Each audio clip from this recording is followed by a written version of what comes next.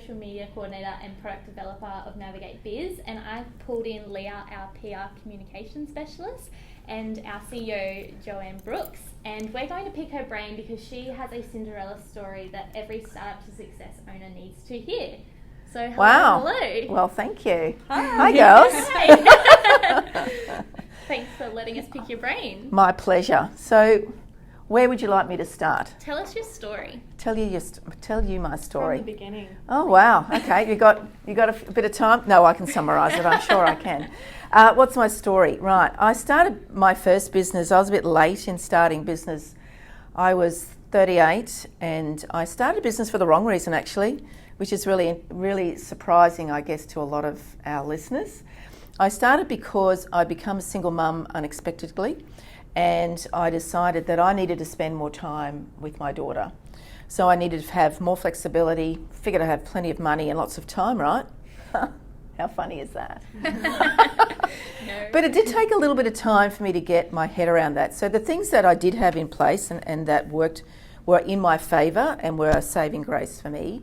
I was going into business in the industry in which I'd worked for the last 20 years, so I understood the industry, right? I had set up my finances, so I did have sufficient capital to keep me going for a year. So that was something that was in my favour, because it could have been absolutely catastrophic if I'd not done that. But what I didn't have a sense of was, I approached it from an egoic perspective, in that I've been in the industry for 20 years. They'll just come, right? They'll just come and talk to me, because whilst I'm not employed doing this piece of work, they'll find me anyway. They loved what I did, but there was a complete disconnect about, well, how did they get to me when I was employed delivering these types? It was about training and training how to teach people how to write finance. And, from my perspective, well, they'll just come. But they came to me under the employed role because they were told to, they needed to. So when I became self-employed, that wasn't there anymore. So, I was very fortunate. I had a few things come my way that I could see an opportunity, and really it was a bit of a size 12 up my proverbial, to make me, oh wow, I actually have to do something different. So that was really important, and the way I found that out was through a mentor that I had. So that was really lucky. So 12 months in, I was given that proverbial kick up the backside. But I also had an opportunity come my way that went, actually, I can make this work. It was to take on a franchise as a franchisee, and it complemented what I did, so it made total sense, and it would expand my offer. It would give me diversity of income, and it made total sense, right? But it all, this mentor actually said, Joanne, you can't keep going like this, because you're going to lose your house. And I didn't want that, right? I had a daughter to raise. She was 4.5, 5 years old, and that was the proverbial kick up my backside. So that was why and how I got into business. So it wasn't easy. Is this the same business that grew really quickly, or was that? It was a version of that, yeah. So I grew a business really exponentially, crazy quick, 0 to 30 million in 18 months, and I don't recommend that to a lot of people, right? That's a crazy journey. That's it really an overnight is. Success. That's what that is. Yes, but no, Grace, because it was still in the same industry. So by that point, I had 25 years in the industry. So it wasn't an overnight. It was just right. There were some things at the right time, or some jigsaw puzzles just came together really nicely for me. But I would challenge anyone who says that this overnight success thing, what they forget is there's all this other trying and perception of, or lack of perception that, what did you do to get to that point that it escalated really quickly? I had a lot of time. I knew the industry. I had the products. I had the license that I needed. And it was just a bunch of things dovetailed beautifully in, and then it just took off. But unexpectedly. So, I grew from, at that point, it was about 3 or 4 staff to 110 staff. So there's complexity and growth as well, right? So I know a lot of people are finding it hard at the moment, as a result of the last 2 years that we've experienced. So downturn and growth have their own complexities and challenges. So it's not just downturn, it's growth as well, right? How do you think, what was the secret into growing so quickly? How did that happen for you? There was a few key things. I knew the industry, as I said. I held the license that I needed, But the big piece that I had was I went and put agreements in place with my biggest competitors. Mm-hmm. And that is challenging for a lot of people, right? Mm-hmm. And there's some key takeaways that I can share about how to do that with your competitors. It's know the industry. I knew intimately what their pain points were, because we're in Australia, people would think we're a large place. Well, we're not. Yeah. And when you're in particular industries, you get to know the other players, right? And it's really easy to find out what their challenges were. So they had access to government funding that I knew that if they didn't use enough of it, they could lose it. If they used too much of it, they could lose it. Mm-hmm. So there was an opportunity for me to fill that hole. Yeah. The other thing that worked well for me was they were like the Queen Mary. They were huge and they weren't agile. They couldn't change. They couldn't quickly pivot their business. Mm-hmm. Whereas me, as we used to laugh about it, we were a little orange speedboat. We were really agile, really quick to implement and all those sort of things, and had the systems in place. So the things that served me well was I knew the industry, I knew who my competitors were, I knew what their pain points were, and my solution would help that pain point, but it was also totally understand. We were in the same industry. I knew the complexities that we both played in, and they had the confidence in knowing I had the same license as them. I just didn't have their funding. So I did the research, and the thing that really served me well was I had documented processes and systems. I had workflow charts of how every interaction with the customer would be, and I assumed, when I spoke to them, I assumed I was in partnership already. So I had everything in place, systems, processes, product that complemented theirs. It wasn't a product in competition, it complemented what they did. So did you collaborate with them, or did they buy you out, or...? No, we just went into partnership that we would access their funding, the government funding that I needed, mm-hmm. and I went and did my thing, and I simply served them students. But we did everything. We trained them, we put them through, we got them completed. So it was a full those collaboration. Really skyrocketed. Absolutely. I had 5 of them at one point. Yeah, wow. So that just enabled it to escalate. Mm-hmm. But what it did was I had to put staff on quickly. I had to get 4 officers. I went from 1 salesperson to 3 officers of call centres. So how did you go managing that? Because you said you had your daughter and mm-hmm. you're a single parent. So how did you go managing that? This business is skyrocketing. Like, yep. I don't even have children, and I struggle balancing everything. So how do you do that? well, it was in the hiring of people, right? Yep. So it was a couple of things: hiring the right people, and finding the right people who had the experience that could help me. And I didn't mind where they were. My COO was in Sydney, and she would fly out once a month. So we were doing remote work. Cool. Before it was a thing. And a lot of automation. Like I know we endeavour to do that in Navigate. Automation, what that did for me, I had a team of 10 people entering people's information in a database. By automation, I picked up that entire 10 people. They didn't have to do that job anymore. They could actually talk to my customers. Mm-hmm. So they were then, the conversations with them, helping them to get through their course. Yeah, right. So we were making sure that they progressed. Because we only got paid by the completing subjects. Mm-hmm. So I didn't lose any staff. I actually repurposed them into new roles, and we were just employing people hand over fist. That's crazy, because when I think of my workload, I have a product-based business just as a side hustle, and Leah has a service-based business. Yeah.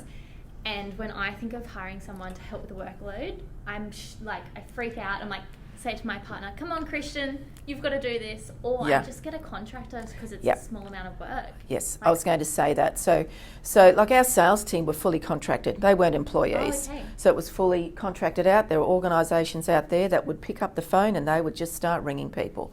And we managed them because there was a lot of bad behaviour about this stuff, what we were doing at the time.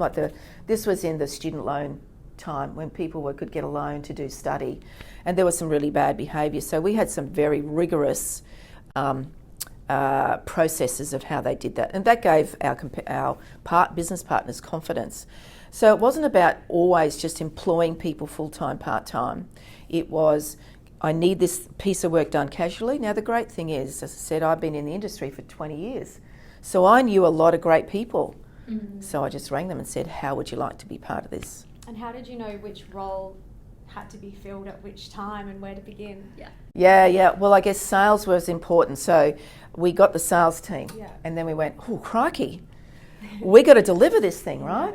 So it was, brainstorming with the people that I had, with mentors and the people who I brought in, whether they were contractors or employees, and said, okay, we've got this thing growing exponentially, and we probably started off at 5 students a week to 200 students a week in the height of when we're doing really well. So that was a $35,000 diploma. So there was a lot of service offering, there was a lot of care needed, and a lot of compliance.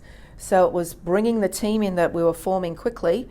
Let's walk through. Let's get those sticky notes on the wall. Let's get the whiteboard out. How do we fill these holes, and what can we automate? So high touch, high tech was a really important piece for us. So were you working ridiculous hours? Because it sounds like you had so much on your plate. Well, I was. I would at that time, just to make it even not harder but challenging, was my daughter was doing rowing. So we're up at 4 o'clock every morning. So I would take her to rowing, and then I would go to the office. Then the school would get her to school, and then I would pick her up. She would come to the office, and we would stay to the 5, go home, do dinner, and back on the computers. That's crazy. Yeah, but we had a purpose. We knew why we were doing this, because these programs are all aimed at small business owners. Yeah. So it's been something that I probably didn't articulate it very well, but we do it really well now. Is about helping small business owners succeed, right? And this was the first time in the time of funding for businesses. Like, the government's always funded staff, but they rarely would fund business owners. So this was what I found a way to use that funding to support small business owners. So our entire audience was small business owners. So how do you go from that? Because obviously we're all sitting in the Navigate office at the moment. So how do you go from that to meeting Nick and starting Navigate? Because Navigate was a startup at one point. Yeah, so. Exactly. So whilst I was building that, I was part of a networking group, which was it was a big piece for me. And Nick belonged to this group as well. So this was through an organisation called the Executive Connection. It was a group of, I think there was 8 of us. We would meet once a month. It was a 7 o'clock in the morning to 5 p.m. meeting, a whole day. He was building his respective business, and he took out to 100 million. So, there's lots of challenges, and it was often really hard. There was a great desire not to do that meeting, because I'd be thinking, I can't spare the day. I just can't spare that day. But it was rare, because we would hold each other accountable. It was very rare, short of illness or something, that we wouldn't attend, because invariably in those meetings is where we brainstormed what we were doing on our businesses. Right. So we would present it to one another. We would help each other, go, have you thought of this? Have you thought of that? So that was a really important piece. I had a bunch of mentors sitting around me, right? And that's where I met Nick. Did you have someone like that at the workplace that you could talk to, or was it just, were you the head of everything? I was it. Yeah. Any decisions were just with you? With me. Yeah. Thankfully, I've got a trait that I can make decisions quickly, because small business owners, they're often indecisive because it's not perfect. But what if it's the wrong decision, right?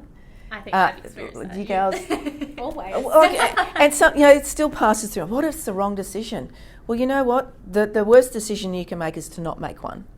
So just make one. What can you learn from? Oh, well, that was unexpected. And it could be unexpected because it was great, or unexpected because it didn't pan out as you want. Well, what was it about this that I can change and shift, that I can make it something or it could be so unexpected. Wow, I didn't see that coming, but it's actually great. Yeah. Let's go. And I think something I've learnt from you over the years is to always have a support network of my own, and people who have a competency in what they're giving for their advice. And exactly. It's coming from a place of experience and knowledge. And so I go to probably 5 different people for different pieces of expertise, and that's kind of my support network. Definitely. And I know, we've all got families. Like my family, none of them are business owners. So, I know I'm not going to distance myself from my family, but I get comments of, wow, you work hard, Joanne. Is it not there yet? Or, how's this thing going? And, there's genuine concern and love coming from that message. But what I know I proactively need to do is I'm going to receive that message, but I don't need to react to it. Particularly if it's information that, oh, really, you're questioning why I'm doing this? But, I'm not employable. I don't think I am. I am self-employed, and I will be for a long time. And I get that. So, for our listeners out there, you do need to surround yourself with people with credibility, right? Yeah. You girls are both business owners. You both have different perspectives, and we will have conversations. I go, that's a great learning. I did not know that. Like, I don't know everything. I've been through a lot. I've had many years of doing a bunch of stuff. But, you girls come with a different perspective that I often haven't thought of as well. So just don't think it's always about tenure. It's just having a business mindset that thinks things through differently, right? But there's great things to be said, like this network that Nick and I were part of. It helped him exit gracefully out of that business and be happy with what he achieved. It actually helped me liquidate that business, and that wasn't a fun thing, through legislative changes and a whole bunch of things. Look, it was a very successful business, but there was a lot of moving parts that ended up me liquidating it. But, definitely surround yourself with people who have credibility, and just be mindful of that when people are giving you advice. Where do they stand on the scale of credibility? Have they run their own business? Do they get what this means? Like, it doesn't matter if they're not in your industry. Like your shoes, you're a wonderful rider. I do education. Totally different products, right? Yeah. Products are totally different. But we all have a different take on how to manage our business, and it's just a great way to gain insight of how to do things differently, right? That's definitely something I've learned from you, is like learning how to filter out the bullshit. Yeah. Yeah. Yeah. But because how many conversations have I had with you, like, a family member just said this and I'm so deflating, and you'd be like, don't listen to them. No. Just tone them, like. Yeah. What's the credibility? What's the competency? Where does Correct. it come from? Is it coming from something that's actually serving them? Yes. Is that answer and it's probably for them that they're saying that. Purpose? Yeah, exactly. Yeah, indeed. So that was a massive lesson that you've taught me. Yeah. And, connect with social media, be on social media. You've got to be on there to promote your business, right? So I'm not saying turn it off, but filter what you look at and what you receive to the people who can serve you. Yeah. What can you do to help with your mindset? Is there meditations? All those sort of things. Is there learning? Like, I know Nick has this wonderful cadence of reading one book or listening to one book a week. I'm not quite that number yet, but I listen to Audible, and that's how I know I can absorb content. So we've got these, fabulous books that we share and we use for a book club. I'll take the book, but I'll go and get Audible because I know that's how I'm going to absorb it better. You, the book lady, you're going to read that book, and I suspect you're not even somebody who will turn down the page or sticky note anything or write in a book. No, because really? it breaks the book, right? No, you can't do that. Whereas I just knew you would be like that because you're a lover of books and words. Yeah, right. Whereas me, when I do, I'll listen and I'll read it at the same time. I can guarantee you that pen hits that page and highlights it. And you're different again, right? I listen. I don't even... How many times have I told you I read a book 3 chapters in and then I skip like 5 chapters and read the next chapter? But with audiobook, I'm like, okay, it's not tempted to like fast forward. Or anything. And because you're a graphic designer as well, you can visualize it, right? Working. Oh yeah, that's a big part of my job. Yeah. Because also, whether I'm working on Navigate or working on my side hustle, like it can get lonely just being in your screen. Yep. And like that's why it's so important to surround yourself with positivity and energy, because I'm an emotional sponge. So if Leah starts crying, I'm gonna start crying. So it's really important. Joyful as well. Yes. So it's really important that I don't. If I hang out with negative people, I absorb it and I see myself going down that track. So it's just having an awareness, right? Absolutely. That's a big part of like, because if I'm in a negative headspace, I will just want to binge watch TV and not work. Drown your sorrows, whatever it is. Pour a glass of wine, And you just need to surround yourself with people that you can ask certain questions that they have that background to answer them. Exactly. And often it feels like friends or family don't even support you, so they don't even comment on anything you're doing. Silent, they don't, but that's not because they don't like it, they just don't understand it. Get it. Or they're not your customer and they don't need to be in your world. And it's taken me a couple of years to learn that my customers are separate from my family and friends. And they don't have to collide. No. It's okay. No. But I know it is super important to share with your family why you do what you do. Because, my family understand that, we're rebuilding and doing all that sort of stuff, and that I have some bigger goals. So, I don't get so much, oh, you work long hours, Joanne. Like my husband is retired and he's super supportive. How long are you working till tonight? Oh, that's fine. Cool. All right. How long are you working over the weekend? Oh, this amount of time. But it's having that conversation to say, okay, at 2:00, we're going to go and have our date afternoon, right? So you plan it because I've got to give myself equally to my family, right? And they need to understand why I'm doing this thing.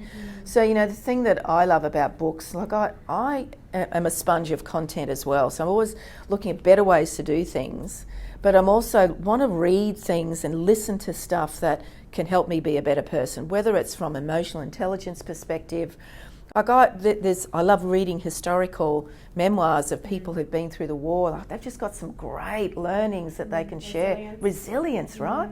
All this amazing stuff. But then I love listening to, Oprah and Robin Sharma and all these sort of great authors that have been there, done that. And like I'm listening to at the moment Mark Randolph's story, That Will Never Work, which is the Netflix story. And they have got a very long period of time, a lot of money spent of people going, that'll never work. That'll never work. It's a fabulous book. So, for me, I'm never going to stop reading, learning, listening, because I don't know everything. And so when you say to Paul, I need to work for 8 hours on the weekend, and he understands your why and the reason behind it, what do you tell him? Well, I guess we know precisely what our why is because we've liquidated a business. We lost our home. So my why for Paul is to get another home. And that will come. I know it will.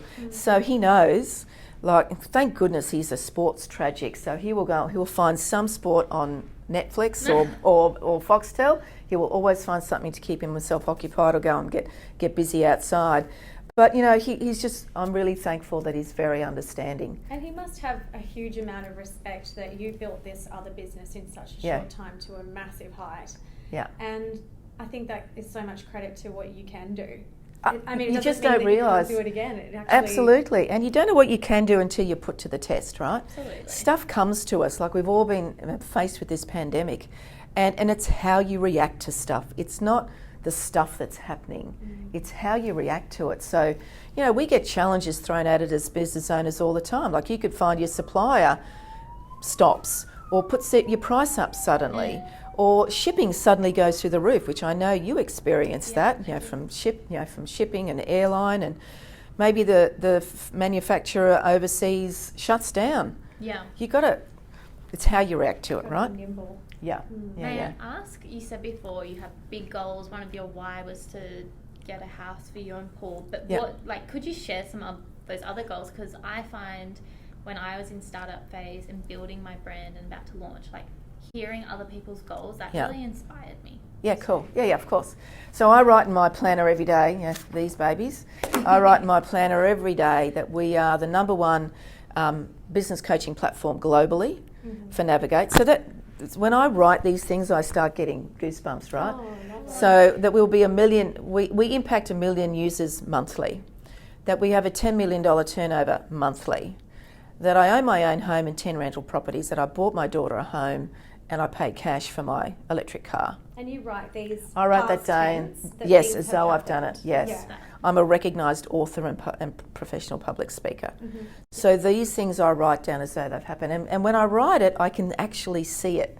Because I have a home by the sea in the mountains. I'm not sure how I'm going to do that.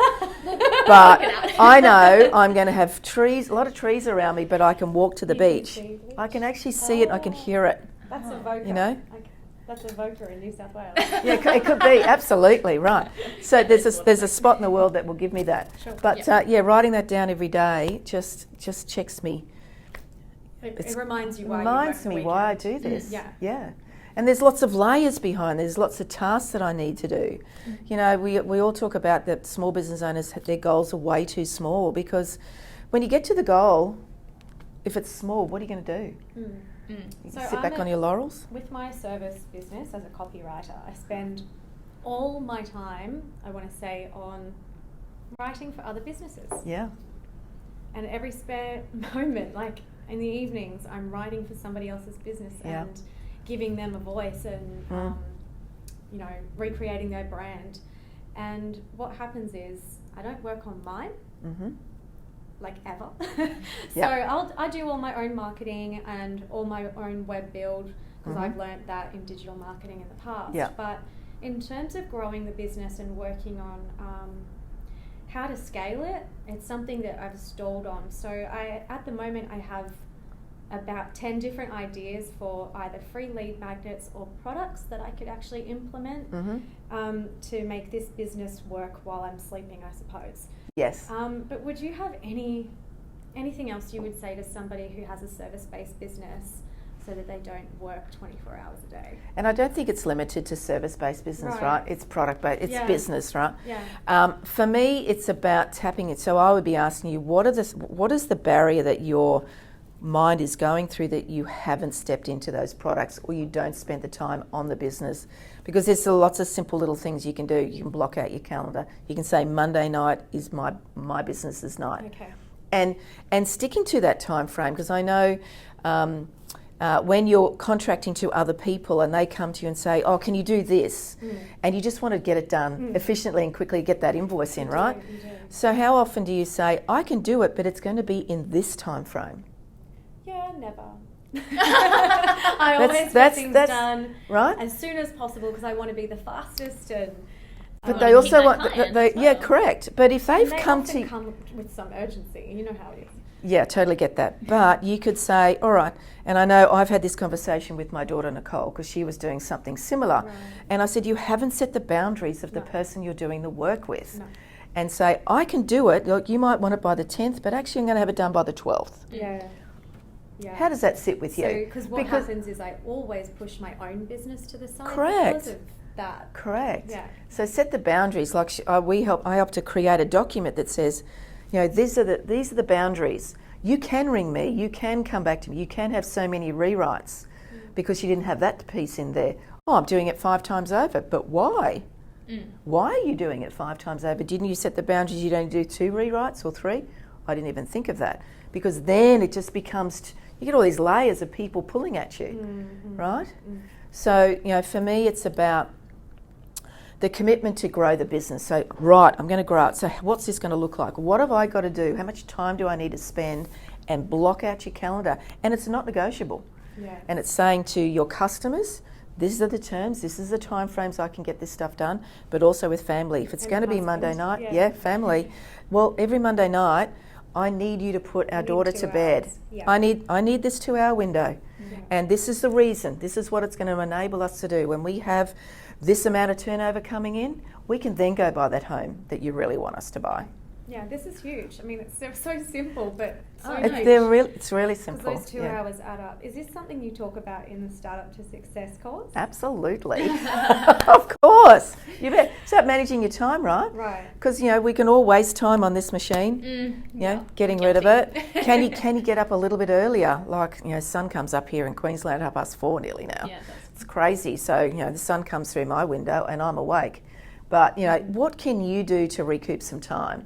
What is your commitment to growing the business? Yes, you want to be the best value add, best copywriter, shoe producer, hat producer, whatever, you know, to your audience, the best you can be. But you also, like, people will respect your boundaries. Yeah. They're coming to you for work. Like, it's a bit like when you put your house on the market, you aim for this number, and everyone starts argy-barging. I can guarantee you when someone says it needs to be done by the 10th, they've actually got in their head, oh, it might have to be the 12th. Guarantee you. You always go in higher. So true. Right? It's a negotiation. And I found, because I try and have deadlines for product launches, and I've been writing the emails now, if everything goes to plan. Even to your whole audience. To anyone. Yeah. I'm like, if everything goes to plan, we will be launching a hat in a week's time. Totally. That's just because with COVID and everything. Stuff happens, right? Shit happens, man. It does. But you've got to put a line in the sand, right? You've got to aim for a date. Yeah. And, you know, and as long as you're communicating and everything's going both ways, you know, like you might have a deadline for the 12th at 12 o'clock, and it might be, like, I'm a huge believer in, you know, over deliver and under promise. So if you think you can actually get it done by 12 at 9 o'clock and you say 12 at midday and you give it to them at 9, they're going to think you're amazing and they'll forget they actually wanted it on the 10th. Yeah, I like that one. Yeah. So I'm going to do a shameless plug. Let's. To wrap this up. So as I said, I'm the product developer, you're the PR communication specialist. So we've been building the Startup to Success program. Yeah. And this program, it's not about product development and web design. Joe has designed this course to be all the things that you don't think about. All the things that no one else is teaching. Nobody told me that bit. Nobody Right? told you. So Yes. all the bits and pieces that you don't think are involved in the startup that you actually need to build and grow a business, that's what this course is about, and it is essential.